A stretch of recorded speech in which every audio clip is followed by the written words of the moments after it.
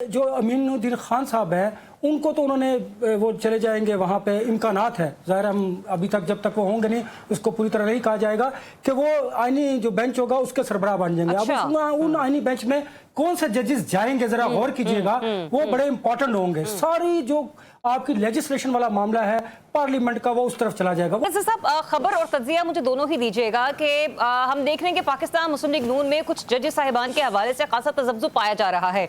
मैं नाम वाज़ेह तौर पर उनकी जस्टिस मंसूर अली शाह साहब और जस्टिस मुनीब अख्तर साहब की हुकूमत की ख्वाहिश है कि कहीं ना कहीं वो दिलेरी का मुजाहरा करते हुए, बड़ेपन का मुजाहरा करते हुए इस्तीफा दे दे। और इस बात का जो इजहार है वो राना सनाउल्लाह साहब भी कर चुके हैं एक टीवी टॉक शो में। तो मुझे ये बताइएगा कि आने वाले दिनों में आपको क्या सूरत हाल नजर आ रही है, क्योंकि कहीं ना कहीं एक यूं कह लीजिए कि बंटवारा, एक तकसीम तो नजर आ रही थी हमें काजी फायद इसा साहब के दौर में। जस्टिस याहिया आफरीदी साहब के दौर में इन मामलात पर काबू पाया जाएगा या नहीं? ज़रिया बहुत शुक्रिया। पहली बात तो ये है कि जस्टिस याहिया आफरीदी जो हमारे चीफ जस्टिस हैं उनके लिए अब मुश्किलात कम होंगी, कोई चैलेंजेस नहीं है उन्हें।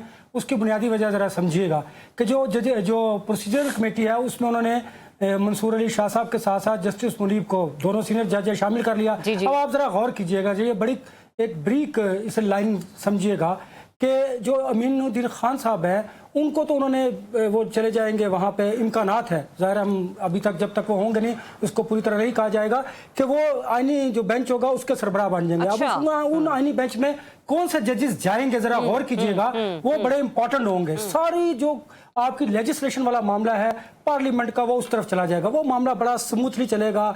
कौन सी कानून साजी की जाएगी, किस तरह की जाएगी, वो मामला उस तरफ चला जाएगा। अब आ जाए आप सुप्रीम कोर्ट चीफ जस्टिस की तरफ। देखिए यहाँ पर जो जजेस होंगे 23 जज होंगे, आपने सुप्रीम कोर्ट में लेने हैं, सुप्रीम जुडिशल काउंसिल में किन जजों को लेना है उनकी बात करनी है, आपने आईनी बेंचेस में अमीनुद्दीन खान साहब के साथ किन को लेना है उस पर बात होगी। ये जो चीजें हैं ये तय करनी है। अब आप देखिए मंसूर अली शाह साहब और जस्टिस मुनीब अख्तर बिल्कुल सीनियर है, उसको कोई डिनाइल नहीं कर सकता कि वो सीनियर नहीं है, तो वो आगे प्रोसीजर कमेटी में ये मामला दब गया। और बड़ी लेकिन एक सवाल ले लीजिए साहब की जो प्रोसीजर एक्ट कमेटी जिसका आप हवाला दे रहे कि मुनीब अख्तर साहब और मंसूर अली शाह साहब तो वहां पर जाएंगे, लेकिन कल परसों ये खबर सामने आ रही थी कि इस कमेटी के मेंबरान की तादाद बढ़ाई जा सकती है, जहां पर हुकूमत की ये कोशिश हो कि अपने हम ख्याल जजेस को इस बेंच का हिस्सा बनाया जाए।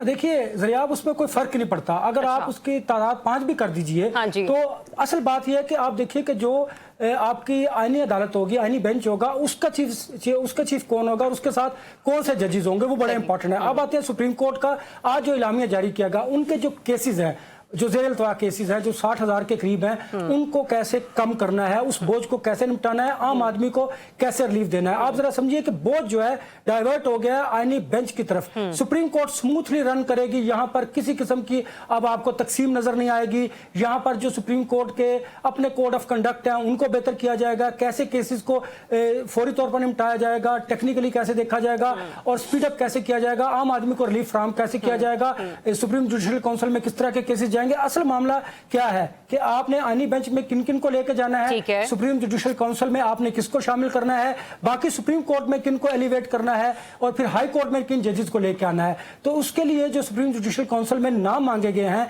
पार्लियामान से, वो नाम आएंगे, वहां पर डिस्कस किया जाएगा। ये एक मरहला जरूर है, लेकिन मुझे लगता है कि यह भी अफाम तफहीम के साथ तय कर लिया जाएगा। और मतलब जब आप जस्टिस मुनीब को और जस्टिस मंसूर अली शाह को अगर आप प्रोसीजर एक्ट कमेटी का ऐसा बना देते हैं तो हुकूमत के लिए राह हमवार हो जाएगी कि वो बकौल राना सनाउल्लाह साहब और बकौल बैरिस्टर अकील मलिक साहब, आपको लग रहा है कि ये होने जा रही है? कायरा साहब तो तरदीद कर रहे हैं, और दूसरा ये भी कि क्या 27वीं आईनी तरमीम से पहले मखसूस नशिस्तों का मामला हल होता आपको नजर आ रहा है? देखिए ज़रिया 27वीं आईनी तरमीम जरूरी क्यों है, क्योंकि 26वीं आईनी तरमीम में बहुत ज्यादा इबहाम है। इस इबहाम को दूर करने के लिए आपको 27वीं आईनी तरमीम की तरफ जाना पड़ेगा। जल्दबाजी में करते तो फिर इबहाम तो रहने देना अनवर रज़ा साहब। देखिए ना, ये सियासी जमातों ने तय करना है कि इस इबहाम को कब दूर करना है और किस वक्त दूर करना है, कंसेंसस पैदा करना है। क्योंकि देखिए 26वीं आईनी तरमीम अगर आपको याद होगा 1 महीने से ज्यादा वक्त लिया उसने, और तब 26वीं आईनी तरमीम मुश्किल जाकर मंजूर हुई पार्लियामेंट से, और किस तरह हुई वो आपको भी पता है। अब आते हैं 27वीं आईनी तरमीम की तरफ, उसके लिए हुकूमत को मुश्किलात का सामना होगा। देखिए मौलाना फजल रहमान साहब हमेशा बिटवीन द लाइन्स खेलते हैं और उन्हें पता है कि मैंने कहाँ तक जाना है। इस दफा उन्होंने अपनी लाइन से हटकर खेला और बहुत सारे मामलात में उन्होंने इंटरवीन किया, बहुत सारों के लिए फायदा भी हुआ और बहुत सारों के लिए उसका नुकसान भी हुआ। लेकिन अब मौलाना फजल रहमान साहब को पता है कि उन्होंने इंतखाबात में जाना है, वो पार्लिमानी सियासत पर यकीन रखते हैं, इस दफा वो जरा हट कर खेले। और अब मैंने आपको कहा था ना कि जब तक मौलाना फजल रहमान ग्रीन सिग्नल नहीं देंगे, गवर्नमेंट 26वीं आईनी तरमीम मंजूर नहीं करवा सकेगी। वो आपने देख लिया, वक्त ने साबित किया। अब आते हैं 27वीं आईनी। देखिए, मैं जरा आप एक बात बड़ी कैटेगोरिकली कहूंगा, ये समझने की जरूरत है कि जब आईनी बेंच बन जाएगा तो फिर सुप्रीम कोर्ट की वो हैसियत नहीं रहेगी जो अब पहले थी, क्योंकि तमाम जो पार्लिमान के केस हैं, लेजिस्लेशन के जो केस हैं, इलेक्शन कमीशन का जो मामला है, वो सारा इस आईनी बेंच की तरफ शिफ्ट हो जाएगा। तो अनवर रजा साहब एक मिनट, आपने कहा ना कि आईनी बेंच बनता है, बन जाता है, ठीक है ना, तो सुप्रीम कोर्ट की वो वक़्त नहीं रहेगी। सर, अगर आईनी अदालत बन गई तो सुप्रीम कोर्ट की वक़्त और उसका वकार आपको लगता है कि ज्यादा मजरू हो जाएगा? क्योंकि यहाँ पे तो आपको पता है फिर जिस किस्म के केसेस चलेंगे प्रॉपर्टी के, इंडस्ट्री के, फलाने तो ढिमकाने, आईनी सारे मामला तो आईनी अदालतों में सुने जाएंगे। देखिए ना, फिर आप जरा गौर कीजिए कि फिर जो अपर अदालत होगी वो कौन सी होगी। और फिर चलिए जरा आप ये तो थोड़ा सा मार्जिन दीजिए, आवाम के केसेस तो हल होने दीजिए। सुप्रीम कोर्ट के अंदर जो 30-30 बरस के केसेस थे, उनको 1 माह में, 3 माह में और 6 माह के अंदर कैसे उनको मंसूबा बनाया जाएगा, कैसे लामल तय करके उनको हल किया जाएगा। चलिए, ये सुप्रीम कोर्ट ऑफ पाकिस्तान जो आवाम की सुप्रीम कोर्ट है, कम अज कम उनको तो रिलीफ मिलेगा। जो आपके पोलिटिकल केसेस है वो आईनी बेंच देखे, और आईनी बेंच आप देखे किस खूबसूरती के साथ दिया जाएगा। और उसमें अल्हम्दुलिल्लाह मुझे जो नजर आ रहा है, अच्छा पता नहीं कि मुझे ये कहना चाहिए नहीं, तो वो बड़ा स्मूथली रन करेगा। अब हमें परेशानी की जरूरत नहीं है।